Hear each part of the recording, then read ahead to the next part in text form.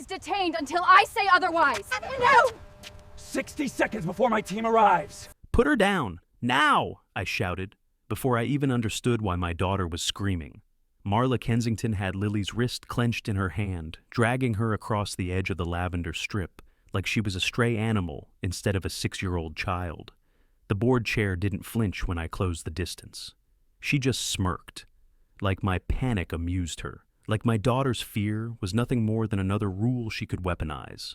"You're too late," the enforcer in crimson said, tightening her grip. "Trespassing has consequences." Her voice was cold enough to freeze bone. The clipboard queen held my daughter as if she were legally entitled to, as if she owned the right to decide where a child could stand, breathe, or blink. She didn't even notice the way Lily's shoes scraped the pavement, or maybe she did, and liked it. "You really want to do this?" I asked, stepping closer. My pulse hammered, but my voice stayed steady. "Because you have no idea who you're dealing with." She scoffed. "I deal with weak parents all day." That was the moment I dropped the reversal, quiet, calculated, and sharp. "That camera behind you?" I said. "I wrote the firmware 10 years ago. Every second you've touched my daughter is already logged on a server you have zero control over." Her smirk cracked, just a ripple, but enough for me to see it. Fear, real fear. If you've ever felt the fire ignite in your chest when someone threatens your family, hit subscribe now. "I'm Ethan Ward," I continued, "and I don't bluff, not with my kid." For years, the tyrant in heels had treated the lavender strip like her personal battlefield. But that strip wasn't just landscaping. It was the last thing my wife planted before the cancer took her. Lily visited it every day because it smelled like the woman she barely remembered. It wasn't just grass. This was memory, family, grief, and healing mixed into one sacred corner. And now, watching the officer of rules yank my daughter away from the only place she felt connected to her mother lit a fuse inside me nothing could extinguish. I said into the camera my neighbor Nora had lifted from her porch, recording everything. My voice shook with the kind of rage that makes a father dangerous. "Because you're about to witness exactly how far a parent will go when someone crosses the line." Marla jerked Lily again. "She stepped onto restricted HOA property." "There is no restricted property," I snapped. "There's a communal garden strip. There's a grieving child. There's a mother's memory." I moved forward, placing myself inches from her. "And there's you, breaking the law."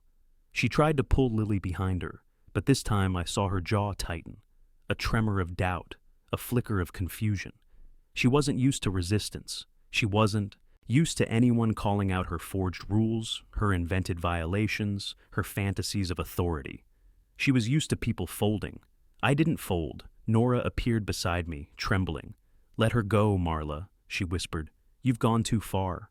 For a second, a single fractured second, the clipboard queen hesitated. Lily's lip quivered. Her small fingers reached for me, and that was enough.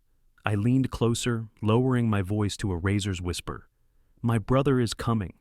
Marla blinked. "You're... what?" "You just kidnapped a federal agent's niece." I watched the color drain from her face. "And he doesn't knock." Lily stumbled into my arms as the tyrant in heels finally released her. I held my daughter tight, feeling her heartbeat hammer against my chest, and I knew this wasn't the end. It was the opening shot. The moment everything shifted.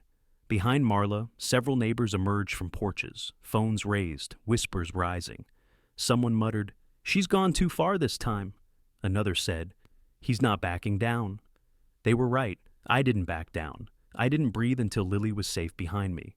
And when I looked back at Marla Kensington, she finally understood something she'd never expected. She hadn't kidnapped a child. "Where are you watching from?" Because she'd started a war she couldn't win. The second I got Lily inside the house and locked the door behind us, the adrenaline that had been holding me together started to crack.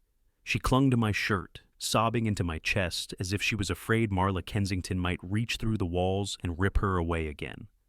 I carried her to the couch and wrapped a blanket around her shoulders, forcing myself to breathe. I couldn't fall apart, not yet. Not with the board chair still outside, pacing the sidewalk like a wolf denied its prey. Through the window blinds, I watched the enforcer in crimson circle the lavender strip, phone pressed to her ear, fury twisting every line of her face.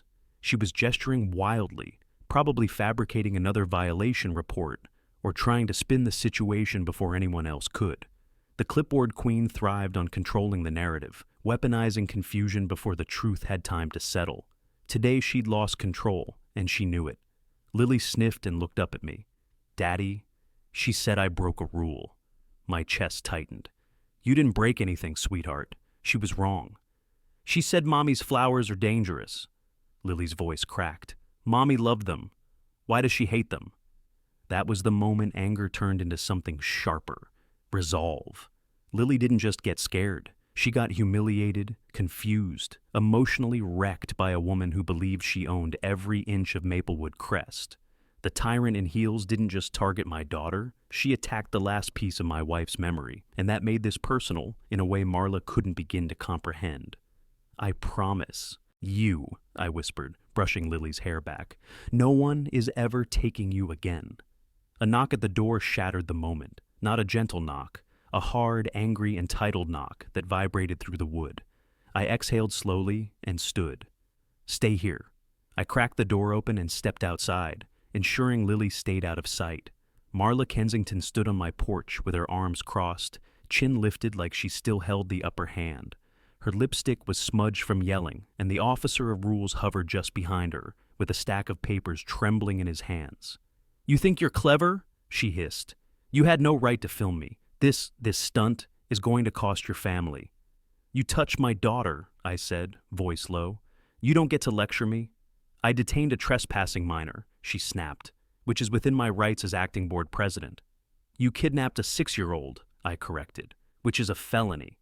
Her expression flickered, panic quickly buried under arrogance. "Your daughter crossed into a restricted space. I followed protocol." "There is no restricted designation on the community map," I said. "I checked it myself." She blinked, thrown off balance for a split second. "I updated the map." "You forged it." I didn't raise my voice. I didn't need to. "And you did it after the confrontation?" The clipboard queen's jaw tightened so hard I heard her teeth click. She turned to the officer of rules, silently demanding backup. He didn't speak, didn't move, didn't even meet her eyes. His hands shook as he stared at the papers like they might explode. "Don't tell me you're switching sides," she snapped at him. He swallowed. "Marla, that was a child." A shadow passed over her face. Betrayal, rage, fear. "I didn't ask for your opinion," she spat. "File the violation." He didn't move. She shoved the papers at him. "Do it!" I stepped forward, forcing her attention back to me. "You're making this worse." "Oh, I'm just getting started," the tyrant in heels hissed. "You humiliated me in front of half the neighborhood. You broadcasted lies. You threatened me with, what did you call it? Your connections." I leaned closer, eyes locked on hers. "I didn't threaten you. I warned you." Her voice dropped to a venomous whisper. "Warn your brother this community doesn't bow to federal bullies." "He's not coming as a bully," I said. "He's coming because you committed a federal crime." Neighbors began stepping onto their porches one by one, drawn by the shouting. Phones lifted, cameras pointed. The air changed, thick with tension, curiosity, and the first scent of rebellion. People had feared the board for years. Tonight, fear cracked. "You're done, Marla," someone murmured. "About time," another whispered. Her nostrils flared, her pride buckled. And for the first time since she seized power over this neighborhood, she looked small. "This isn't over," she snarled. "You're right," I said, stepping back inside. "It starts now." I shut the door, but her scream of rage echoed through the glass. I didn't sleep that night, not after what Marla Kensington did, not after watching the board chair stomp away from my porch while the neighborhood whispered behind their curtains.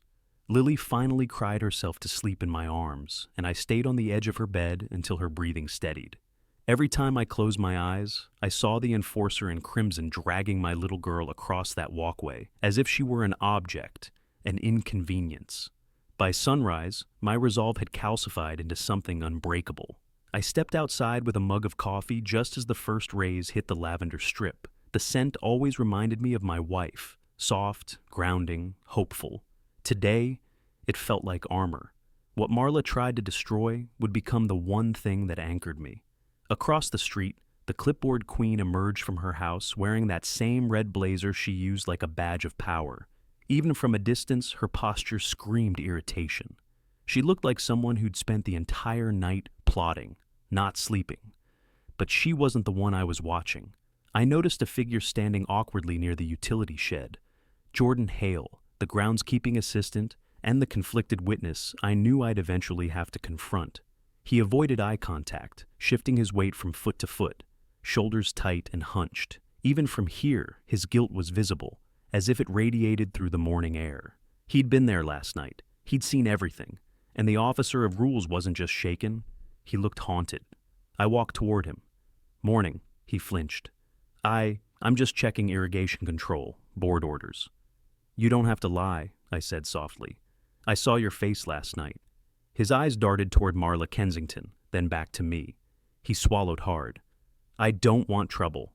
I'm not here to give you trouble. I'm here because my daughter is traumatized, and something tells me you didn't agree with what happened." His jaw tightened, and he stared down at the gravel. She shouldn't have done that to a kid. She did it because she thinks no one can stop her. Jordan inhaled shakily. That was the first crack, a subtle but unmistakable shift. The board chair caught sight of us and froze mid-step. Even from across the street, her glare sliced through the space like a blade. She barked something to another board member, then stalked toward us, heels stabbing the pavement with each furious step. Jordan stiffened. "She'll fire me." "She'll fire you anyway," I murmured. "People like her always do." His expression flickered with something, recognition, maybe even courage. But then Marla closed in. Well, she drawled. "Gathering? Your little allies now, are we?" The enforcer in crimson placed herself inches from my chest. "You think this boy will save you? He follows my orders." Jordan's breath hitched. I didn't take a step back.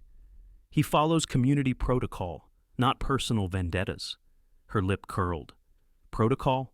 Don't lecture me about rules. I am the rules here." "The tyrant in heels shows herself early today," I said quietly. Her face flushed a deep, furious red. "You think you're funny?" "I think you're scared." Jordan's eyes widened. Marla's narrowed. "Scared of what?" she hissed. "The truth," I said.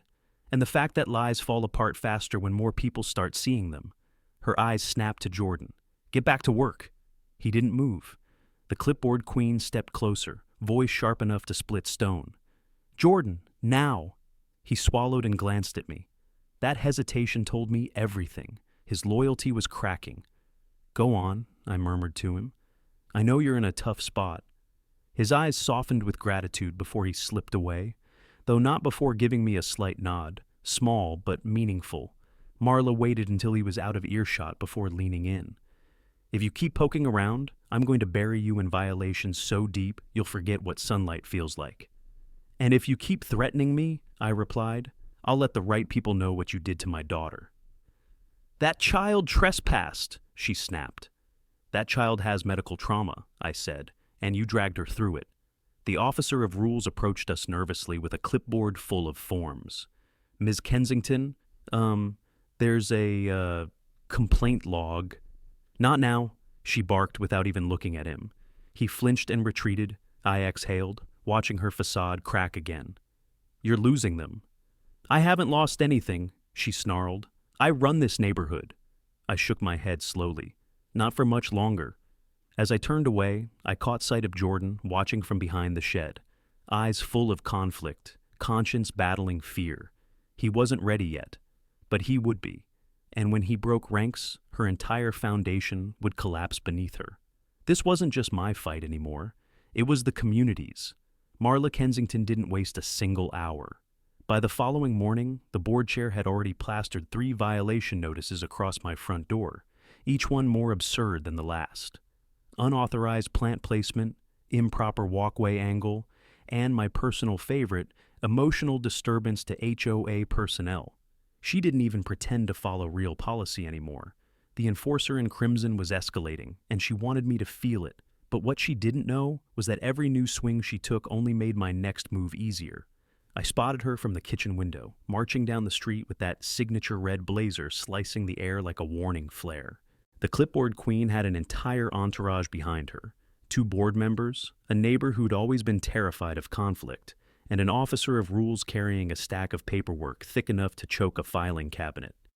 I stepped outside and closed the door behind me, letting her approach first. Power-hungry people hated when they weren't the one initiating the confrontation. "Well," Marla said sharply, "I see you got my notices." "I did," I replied calmly. "All 3 of your fictional masterpieces."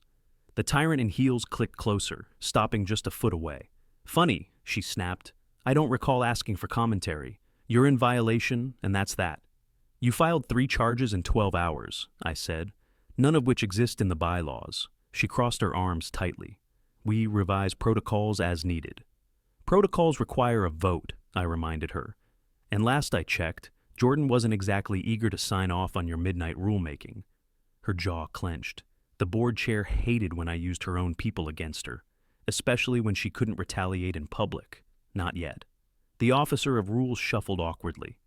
"Ms. Kensington, we do, have to follow the approval cycle." She snapped her fingers without looking at him. "Don't finish that sentence." He shrank instantly. But something else caught my eye. Behind Marla's group, a cluster of neighbors had begun gathering near the lavender strip. People whispered, exchanged glances, tightened their arms across their chests. The atmosphere had shifted. The neighborhood wasn't afraid anymore. They were watching, observing, waiting, which meant every mistake she made today would echo louder than ever. Marla finally seemed to register the eyes on her. Her posture stiffened as she lifted her chin with faux authority. "This community will not tolerate rule breakers," she said loudly, projecting her voice toward the houses. "This is exactly why standards must be enforced." I heard someone mutter, "She's gone too far this time." Her eyes flicked toward the voice, but she couldn't pinpoint who said it. That uncertainty rattled her. Just a crack, but noticeable. Time to widen it. "Ignore the fact that your son put a 6-year-old in danger?" I asked, letting the words hang like an alarm bell. "Ignore the fact that you crossed into illegal territory yesterday?" Her lips twitched. "Do not twist events. Your child breached private property?" "Sidewalk chalk on the community walkway," I cut in. "That's what you're calling trespassing now?" "And intimidation," she added with a cold smirk. "Your little tantrum last night counts." I stepped closer, lowering my voice so only she could hear. "You know what the real problem is? You tried to control something you had no right to touch, and you're terrified it's going to unravel." The clipboard queen's expression, fractured, brief, but visible. She whispered, "Careful." "I'm past careful." Her glare sharpened. "You're going to regret challenging me, Mr. Hayes." She always used my last name when she was trying to make herself feel powerful. It never worked. "I'm sure I will," I said, "but not as much as you'll regret underestimating the people watching you right now." A neighbor coughed deliberately. Another stepped onto their porch. A dog barked. It wasn't chaos. It was awareness. And awareness was poison to tyrants. Marla saw it too. Her shoulders stiffened and she spun around abruptly. "We're done here. Issue the citations," she ordered the officer of rules. "All of them." He hesitated. "All of them?" "Yes, every pending violation on record." He swallowed hard. "That's 51 notices." There was a ripple through the crowd. Someone gasped. She straightened her blazer. "Good, let him drown." But I didn't flinch, not even when he began flipping through the pile with trembling hands. The tyrant in heels walked away, trying to maintain her composure, as whispers followed her like smoke trails. Let her escalate. Let her stack her own downfall. The more she pushed, the harder she'd crumble when the truth surfaced. And after what she did to my daughter, I was done giving her mercy. I didn't sleep that night, not because of the 51 violations taped to my door, but because the look on Marla Kensington's face lingered like a warning flare, bright, desperate, and reckless. The board chair had crossed a line she couldn't walk back from, and deep down, she knew it. People like her only got more dangerous when they felt cornered. By sunrise, I walked out onto the porch and found the clipboard queen already standing in my driveway. She wasn't alone. The enforcer in crimson had brought 2 new board recruits, fresh faces, uncomfortable eyes, clipboards clutched too tightly. Her version of an army. "Good morning," she said, tone sugary and poisonous. "We're here to conduct your compliance inspection." "Again?" I asked. "You were here 12 hours ago." The tyrant in heels ignored the jab. We've received updates. From who? I asked. Anonymous sources, she replied with a smirk that told me exactly who the anonymous source was. The officer of rules stepped forward. He looked exhausted, cheeks pale, hair slightly askew, shoulders sagging. Ms. Kensington wants to verify the list before formal submission. I leaned against the porch railing. Right, because rushing 51 fake citations wasn't enough. Now you want a bonus round. One of the new board recruits lowered her clipboard and whispered, almost inaudibly, "This feels wrong." The enforcer in crimson shot her a glare sharp enough to cut bone. "If you're not prepared to enforce community standards, you shouldn't be on this board." The recruit straightened immediately, swallowing hard. That flash of doubt, though, it was important. Another crack forming in Marla's wall. I stepped down from the porch. "Let's get this circus over with." Marla gestured dramatically toward my yard as though unveiling a crime scene. Violation 1, improper edging along the walkway. "That's original," I said. "You used that one yesterday. Didn't stick then either." The clipboard queen stiffened. Violation 2, unauthorized lawn ornament. I turned my head. "You mean the solar light? The one you approved last spring?" Her jaw twitched. "Standards evolve." "So does corruption," I shot back. The officer of rules shifted anxiously. "Ms. Kensington, maybe we should—" "Silence!" she snapped, her voice cracking like a whip. The poor man flinched. And then, there it was. A mistake so small, so fleeting. Most people would have missed it, but I didn't. As she spun toward him, a laminated badge slipped partially from the side pocket of her blazer. Not an HOA badge, a temporary access pass, the kind issued by the county inspector's office. Why would Marla Kensington have that? The county didn't work with the HOA on interior inspections. Ever. Not legally. Not unless someone was planning something far bigger than petty harassment. Something illegal. Something that could collapse an entire board. My pulse kicked once, hard. She noticed the direction of my gaze and quickly shoved the badge deeper into her pocket. "Eyes up here, Mr. Lawson." A guilty overcorrection. A tell. And suddenly, every strange moment over the last month snapped into focus. The rushed rule changes, the secret meetings, the sudden push for forced compliance inspections. The tyrant in heels wasn't just asserting power. She was hiding something she couldn't let the neighborhood see. And that badge was the first thread.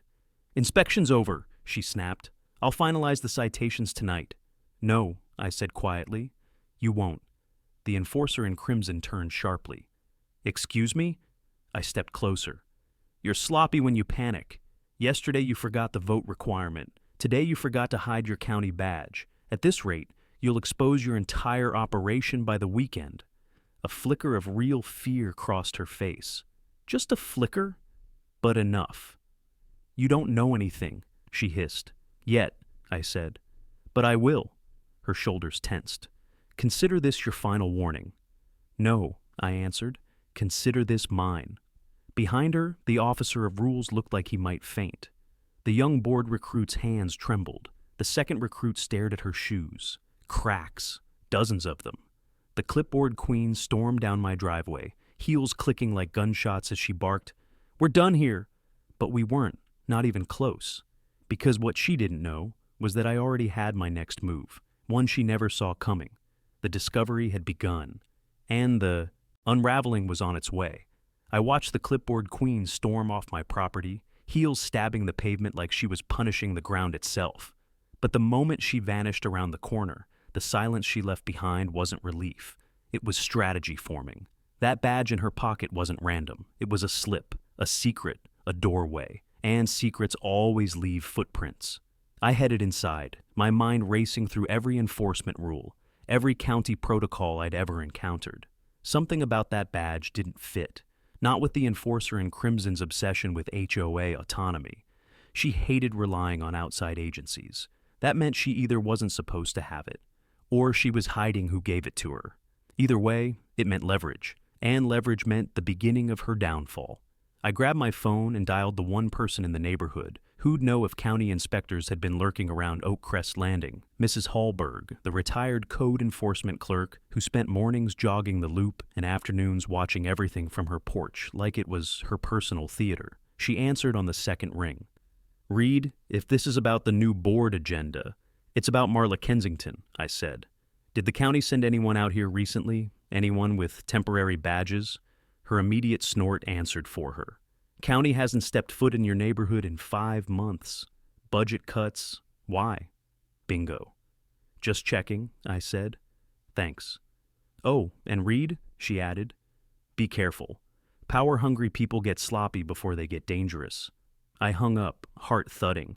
If the county hadn't been here, then that access badge was unauthorized, stolen, borrowed, forged, or given to her by someone she shouldn't be working with. I stepped onto the back porch, letting the crisp air settle me. My son's soccer ball sat beneath the oak tree, the symbolic heart of our yard. We'd planted the tree the year he was born. He used to run circles around it, laughing so hard he'd trip over his own feet. Seeing the ball sitting untouched today, it stung. This wasn't just about rules. This was about my child, my home, my family's peace. And Marla Kensington, the tyrant in heels, had interfered for the final time. Across the fence line, I spotted movement. Not fast, not bold, soft, hesitant. Tom Avery, the conflicted witness from the board, hovered near his gate. He had that look again, the same one he wore yesterday. Shoulders inward, gaze darting, conscience loud. He pretended to tidy his trash bins, but he kept glancing my way. He wanted to talk. He just didn't want to be seen wanting to talk. So I walked toward the fence, not close enough to spook him, just enough to invite honesty. "Morning, Tom," I said. He nearly dropped the bin lid. "Oh, hey, Reed. You look like a man with something on his mind." His throat worked, eyes shifting toward the front street as if expecting the officer of rules herself to appear out of thin air. I don't know what you mean." His hands fidgeted, his breathing quickened, internal struggle, visible, raw, and building. "You saw what happened earlier," I said quietly. "You saw her slip." His head snapped toward me. "Slip? Yeah." He knew exactly what I meant. "What's she hiding?" I pressed. He opened his mouth, closed it, rubbed the back of his neck, looked at the ground, looked toward his house. Every part of him was at war. "I can't," he muttered. "Not yet." But not yet wasn't no. Before I could push further, his door swung open and his wife called his name. Tom flinched like a man caught in the wrong place at the wrong time. "I gotta..." He pointed vaguely behind him, then rushed inside. Progress, subtle but real. The cracks in Marla's empire weren't starting, they were spreading. I headed to the community trail next, my mind replaying the badge again and again. The county emblem, the temporary laminate, the way she'd tried to hide it, and the terrified look in Tom's eyes when I brought it up. Then I heard it, a voice, 2 voices, Marla's sharp tone cutting through the trees like she owned the oxygen. And another voice, male, low, urgent. I stopped at the bend in the trail. I wasn't trying to eavesdrop, but when someone starts plotting in public, that's their mistake, not mine. "Can't keep delaying," the man hissed. "I'll handle it," the board chair snapped, "as long as Lawson doesn't dig deeper." My breath froze. They were talking about me, and they were hiding something big enough that even her allies were panicking. The discovery was no longer a theory. It was unfolding, right in front of me. And it was only the beginning. Tom Avery didn't answer his door the first time I knocked, or the second. The third time, I heard footsteps pause just behind the frosted glass. Hesitant, uneven, the rhythm of a man wrestling with himself. That internal storm I'd seen in his eyes yesterday had only grown louder. And today he wouldn't get the chance to run from it. The door cracked open just enough to reveal his face, pale, worried, shoulders tight. "Reed," he whispered, glancing over each shoulder like the enforcer in crimson might materialize from the shadows. "You shouldn't be here." "You called me," I said. His expression flickered, guilt first, then fear. He stepped aside, motioning me in like someone inviting danger across his threshold. As soon as the door shut, his wife's voice floated from the living room. "Coffee's ready." She wasn't oblivious. She knew something was wrong, maybe even what her husband had been too afraid to admit out loud. Tom led me to the dining table. Papers were scattered across the surface. HOA minutes, maintenance logs, violation slips, all meticulously organized, except for one stack shoved off to the side like it carried a disease. He didn't sit immediately, just stood there gripping the chair back, knuckles white. "She's losing it," he said finally, voice barely above breath. "Marla Kensington isn't just enforcing rules anymore. She's inventing them." "That much I already know," I said. "Tell me what you haven't said." His shoulders wilted. "She's been issuing unauthorized access orders." My pulse kicked. "County level?" He nodded. "She told us the board approved the partnership, but no one ever did. She forged signatures, used that fake badge to push compliance checks none of us voted on." He dragged both hands down his face. "And last week, she submitted a motion to allow temporary protective detainment for minors seen in restricted HOA zones." The room stilled. Every word echoed like a gunshot. "Protective detainment?" I repeated, the phrase scraping down my spine like ice. "For kids?" He nodded again, throat tight. "She said it was to teach them respect for property lines after the playground complaints." My blood thrummed. My son, our yard, her twisted obsession. "She planned this," I whispered. Tom sank into the chair, defeated. "I voted against it. I argued with her. I told her it was illegal. But the clipboard queen doesn't hear logic. She hears opportunity." I sat opposite him. "Why tell me now?" He looked up, and I saw it, his inner war finally breaking. The guilt, the shame, the fear of what Marla, the tyrant in heels, might do if she learned he'd crossed the line. But beneath all of that, the conscience that wouldn't let him sleep. "Because your kid was targeted," he said, "and she won't stop. Not until someone stops her."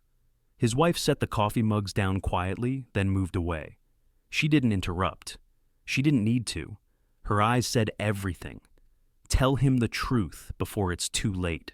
I opened the folder he pushed toward me. Inside were drafts of policies I'd never seen. Documents with forged endorsement initials, altered timestamps, rewritten property bylaws. One line stood out in bright red ink. Pending. Authorization for HOA-led child relocation during active investigations. My jaw clenched. Tom's voice trembled. That was her next step. Taking kids off site so parents wouldn't interfere. My stomach turned. She wants control. Absolute control. "She wants power," he corrected. "And your son getting hurt wasn't an accident. It was a warning." I exhaled slowly. "And you're ready to help stop her?" His hands shook, but he nodded. "I don't care what happens to my seat or my reputation. I care about what she's turning this neighborhood into." This was it. Part 7's defining moment. The conflicted witness finally breaking open, choosing truth over fear. I leaned forward. "Then I need one thing from you." He swallowed. "Anything. Show me exactly where she's getting that. Badge, who she's working with, and how far this goes." Tom's stare hardened. Not much, but enough. "Meet me tonight," he said. "Behind the maintenance shed. No phones, no lights." A beat. "And Reed, don't come alone." He didn't have to explain why. Marla Kensington was escalating, and the officer of rules wasn't planning to lose. The maintenance shed sat at the far edge of Oak Ridge Hollow, tucked beneath the leaning pines like a forgotten relic. At night, it looked even smaller, almost swallowed by the dark. But that was the point. No cameras, no resident foot traffic. Just a strip of gravel and an empty patch of grass where secrets could breathe. I arrived early, scanning the perimeter with the quiet caution drilled into me long before this HOA nightmare began. My brother's voice echoed faintly in memory. "Never walk into a blind corner alone, Reed." So I didn't. 2 members of my family's tactical unit parked down the block, out of sight, but close enough if things turned bad. The moment the sky dipped fully into shadow, I saw him, Tom Avery, emerging from the trees like someone trying not to be seen by the enforcer in crimson. His steps were brisk but shaky, hands tucked deep into his jacket. "You weren't followed?" I asked. "No, not by a person," he whispered, "but by her rules? Always." We stepped behind the shed where the moonlight barely touched the ground, leaving us wrapped in a dim hush. Tom held a folded paper, but he didn't hand it over immediately. Instead, he looked at me with the same conflicted strain he carried yesterday. Only now something else flickered behind it. Determination. "She's not acting alone," he said. My jaw tightened. "Who's backing her?" "The vendor supplying her with equipment, the fake badge, the access scanner, the property monitors. He's not just some contractor. He used to work for a private security firm, got fired 2 years ago. Guess who hired him next?" I already knew. "Marla Kensington." He nodded. "The clipboard queen's been using him to build her own enforcement network. Unauthorized, unchecked, unmonitored. She calls it a security initiative. The board thinks it's for landscaping safety audits." "That's fraud," I said, "and dangerous." Tom swallowed. "There's more." His shoulders sank as he finally handed me the paper. But it wasn't a document, thank God. It was a crudely drawn layout of the HOA office basement. Not an actual blueprint. Just his memory of where Marla kept her private stash of gear. The scanners, the fake IDs, and whatever else she used to justify detaining children. "They're not stored at her house," Tom said. "She hides everything in the utility room behind the water main. You won't find files or paperwork, just equipment, physical proof of her illegal operations." The officer of rules was sloppy, but not stupid. "And the cameras?" I asked. He shook his head. "Not in that room. She cut them herself. Doesn't trust anyone." A cold wind rolled through the trees, rustling leaves loud enough to make both of us stiffen. Tom's breath hitched. "She's escalating faster than I realized," he whispered. "Do you know she questioned 3 parents today? Claimed their kids walked too close to her hedges." "Because she's preparing for something." My voice dropped. "Another grab." Tom paled. "Then we don't have much time," he said. "You need to expose her before she acts again." "That's the plan," I answered. "But I can't just accuse her. I need irrefutable proof she can't spin." Tom stepped closer, lowering his voice to a whisper that trembled. "Then take this too." He pulled out a key, old, scratched, marked with a fading blue sticker. "This opens the utility door," he said. "She doesn't know I kept a copy." My chest tightened.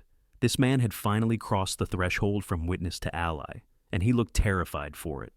"You're risking everything," I said quietly. "I'm protecting everything," he replied.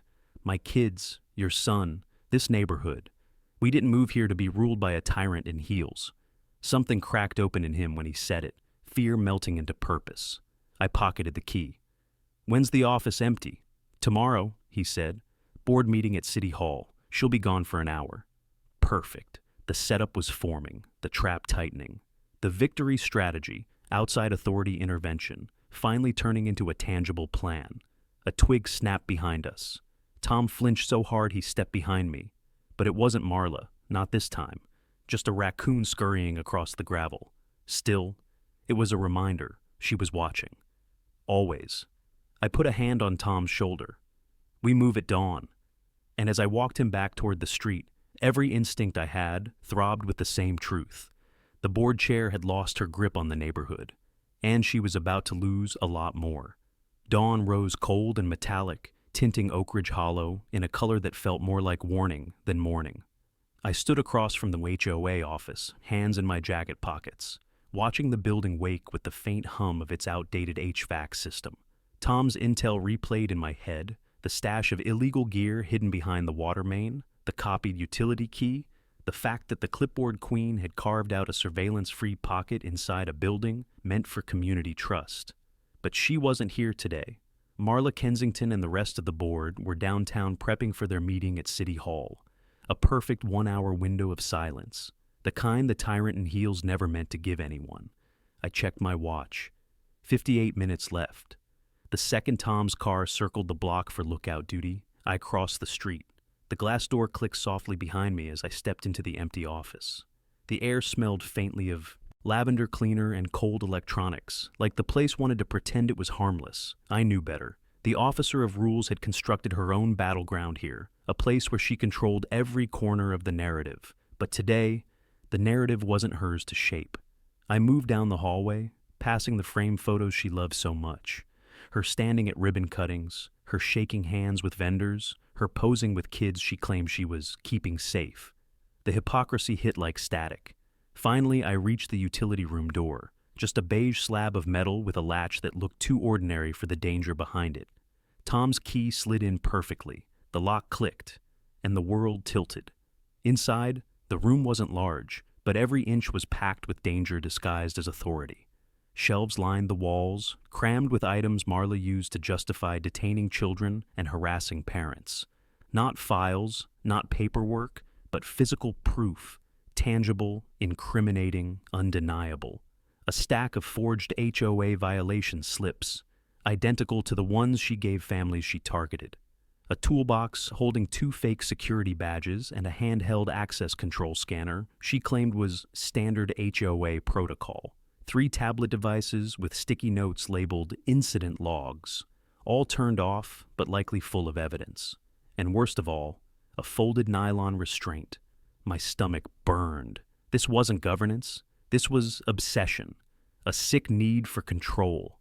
A line crossed again and again by the enforcer in crimson, while the neighborhood stayed clueless. I pulled out my phone and recorded a slow sweep of the room. Close-ups, angles, timestamps. Everything an investigator would need to understand exactly what the board chair had created in her private vault of enforcement. But then something caught my eye on the back shelf. A small black case, zipped shut, marked with her initials. MK.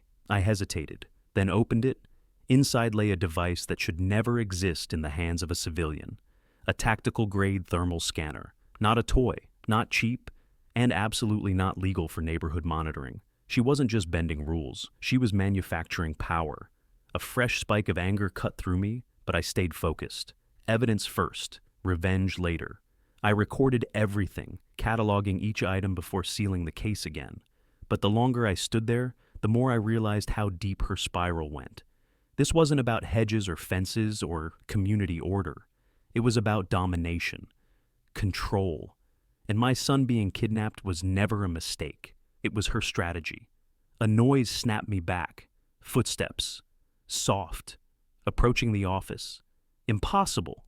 The board wasn't supposed to return for another 30 minutes.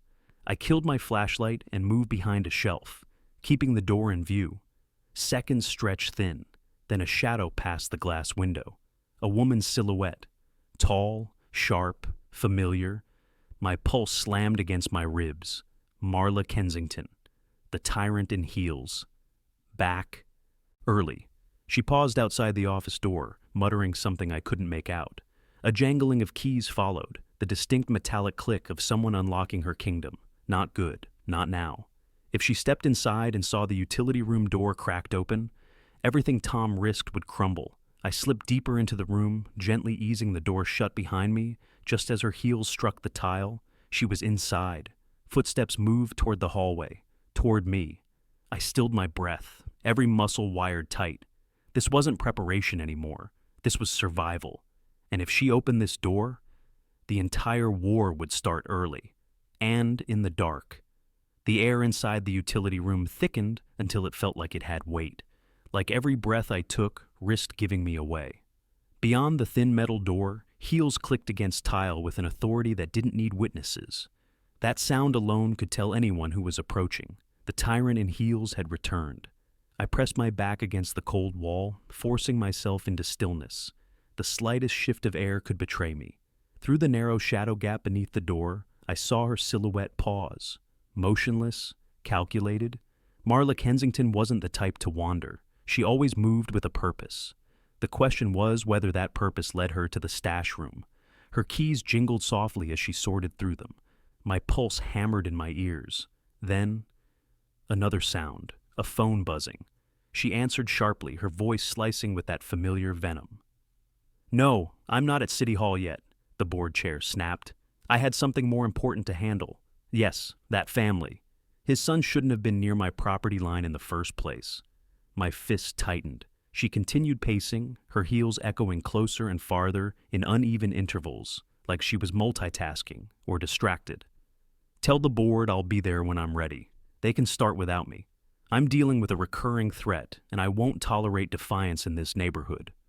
A pause, then a sinister laugh. Yes, the officer of rules always finds a way. I swallowed the anger building in my throat. Her arrogance was going to bury her. But not today, not while I was still inches away from being caught. The footsteps drifted away, followed by the click of the outer office door opening again, then closing. Silence returned, heavy and absolute. I waited a full 60 seconds before moving. When I finally cracked the door open, the office was empty again, only the faint scent of her perfume lingering, like a warning left behind. I slipped out, carefully closing the utility room as though it had never been opened. Then I walked down the hall, pacing each step to match the speed of a man who belonged here. If anyone saw me, they'd assume I had legitimate business. But the moment I stepped outside, the tension broke like a snapped wire. Tom pulled up instantly, unlocking the passenger door. "You got what you needed?" he asked as I slid inside. "More than she ever meant for anyone to see," I said. But she came back, early, almost walked in on me. Tom blanched. "God!" "She's spiraling," I added. "The clipboard queen's losing her grip, and she knows we're getting closer." We drove to a quiet overlook at the far edge of Oak Ridge Hollow, the same spot where parents brought their kids to watch fireworks during summer festivals. Today, it was a war room. My tactical brothers waited in an unmarked SUV, jaws set with the rigid calm of men who'd seen more darkness than daylight. I handed the evidence forward. Videos, photos, the thermal scanner, the forged enforcement slips. They examined everything with a precision I trusted more than my own judgment. "This is felony-level impersonation," my brother Mark said. "Unauthorized surveillance equipment, kidnapping indicators, private enforcement hardware." "Enough to shut her down?" I asked. "Enough to bury the clipboard queen," he said. But he didn't stop there. "She's been watching your house," he added. "We intercepted signs of increased monitoring. She's preparing for another move." The realization hit hard. "She wants leverage," I muttered. "She thinks another escalation will force me to back down." "Or she wants a distraction," Mark countered. "Tonight's board meeting gives us a window, but it also gives her one." Tom exhaled shakily. "So, what do we do now?" I looked out at the neighborhood, the porches glowing, families settling in for dinner, kids trailing chalk drawings across driveways. They deserved peace, safety, not a tyrant in heels rewriting the rules based on her paranoia. "We go public," I said. "Not with shouting, not with rumors. We reveal everything at the meeting, calm, controlled, undeniable." Mark nodded. "We'll be positioned outside. If Marla tries anything, we'll end it." Tom swallowed. "So tonight, everything changes." I met his eyes. Tonight, the neighborhood sees her for who she is. The enforcer in crimson had built her reign on fear. Now she would fall to truth. I pocketed the key Tom had risked everything to give me. "Let's finish this." As we pulled away from the overlook, the sun dipped behind the houses, casting the hollow into shadows. The final confrontation was coming, and Marla Kensington didn't even know she'd already lost.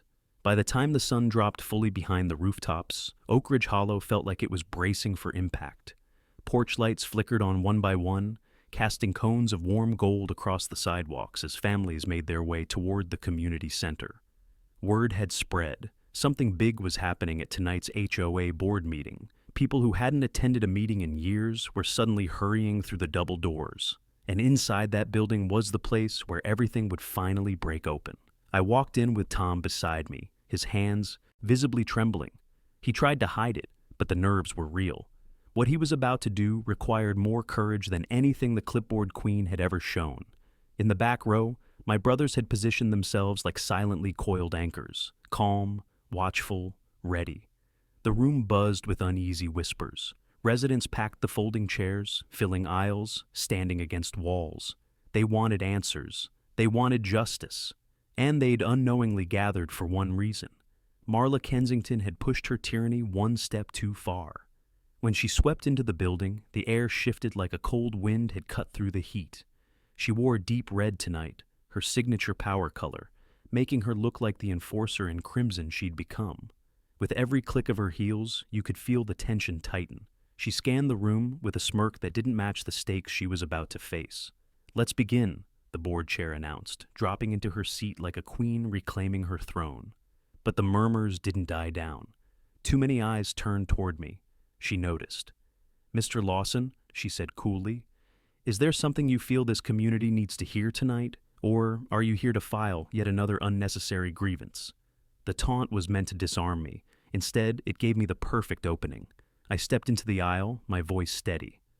"Actually, Marla, there is something they need to hear, but it's not a grievance." The tyrant in heels stiffened. A few residents leaned forward. "I'd like to address the safety concerns in this community," I continued, "starting with unauthorized enforcement tools being used against our children."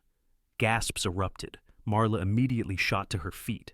"That's absurd," she snapped. "This is slander. I demand—" "You'll have your turn," I said, cutting her off. "But they deserve the truth first." I pulled the first piece of evidence from my jacket, a video clip captured in her private stash room, the thermal scanner, forged violation slips, fake badges. The projector screen behind the board lit up with the footage as soon as my brother connected the feed. Residents gasped louder. Parents clutched their children. Even board members stared in open shock. "What is this?" one of them demanded. "This," I said, "is what Marla Kensington has been hiding. A hidden enforcement cache full of illegal surveillance devices." Marla's face drained of color, only for a split second, but enough for the room to see it. "That room doesn't exist," she bluffed. "You fabricated this."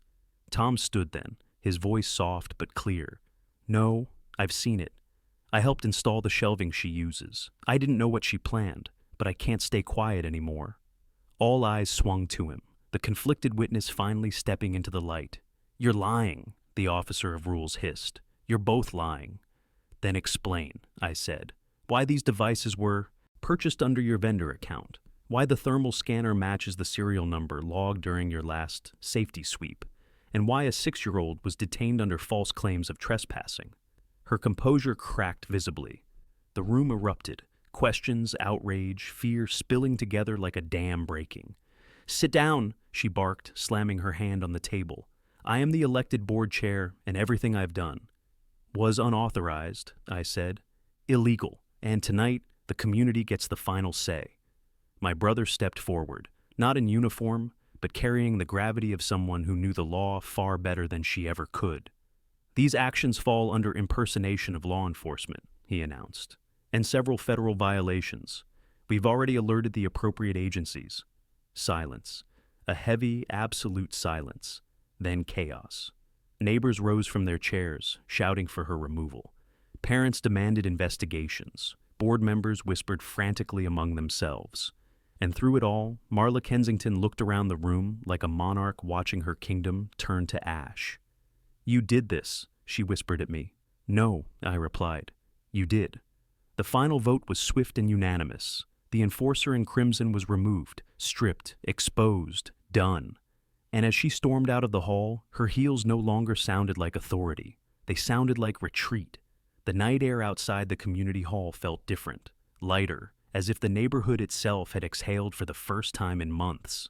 People spilled out of the building in groups, their voices shaking with a mixture of shock, relief, and pent-up fear finally released. Some hugged their kids, some walked in silence, stunned by how close they'd come to danger without ever realizing it.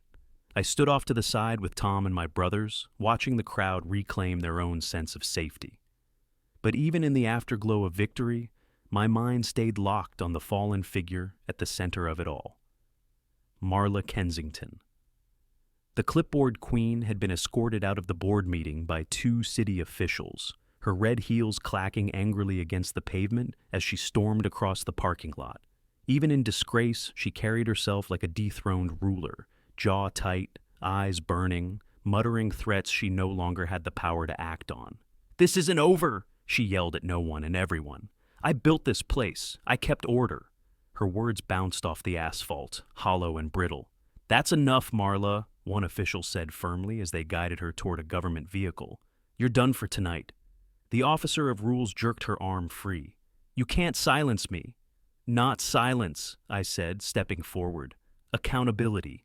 She spun to face me, fury twisting her expression. "You destroyed everything I worked for." "You destroyed it yourself," I replied. "We just stopped the bleeding." Her eyes narrowed. "You think you've won," the enforcer in crimson spat. "But this community will fall apart without me. You'll see. No, I said softly. This community will finally have a chance to heal. For a moment, she looked like she wanted to lunge at me, but the officials stepped closer, and whatever fight remained in her evaporated. With one last bitter glare, she climbed into the car and slammed the door. The vehicle pulled away, leaving the parking lot wrapped in a hush that felt like dawn breaking after a storm. Tom exhaled shakily beside me. I didn't think she'd go down that fast. She didn't, I said. She went down the moment she started believing fear was leadership. My brother Mark crossed his arms, scanning the crowd. Federal agencies will finalize everything. She'll answer to every charge. You did exactly what you needed to. I didn't feel triumphant. I felt steady, clear, like the weight that had crushed our neighborhood for months had finally lifted. A small group of parents approached us hesitantly. One of the mothers touched my shoulder. "Thank you," she whispered. "We didn't know how bad it was. You protected all of us." "I just did what any parent would do," I answered, "and what this community deserved." But the truth went deeper. I had done it because my son had been taken, ripped from safety by the tyrant in heels who believed she could decide who belonged and who didn't. My choices hadn't come from a place of heroism. They'd come from a place of love and fury, and the promise I'd made the day I became a father: no one gets to break my child's world. As the parents drifted away, Tom lingered beside me, wringing his hands. "Do you think they'll trust me again?" he asked quietly. "After working with her?" "They already are," I said. "You stood up when it mattered. That's what they'll remember." His eyes glistened. "I should have spoken sooner." "Maybe," I admitted, but speaking now changed everything. We walked toward the lot where my brothers waited by their SUV. The streetlights buzzed overhead, casting long shadows that felt more peaceful than ominous for once. Mark clapped my shoulder. "You want to ride home or stay a bit?" "I'll stay," I said. "Just need a moment." The SUV pulled out, leaving me alone with the quiet hum of crickets and the distant murmur of grateful neighbors. I looked back at the community hall, the place where fear had once sat in the front row. Tonight, truth had taken its seat instead, and the neighborhood finally felt alive again. Before heading home, I turned to the camera set on my dashboard and spoke directly from the center of everything I'd learned. If you want more stories of homeowners standing up to HOA tyranny, hit subscribe right now and share your story in the comments. Then I ended the recording. The fight was over. The healing had begun.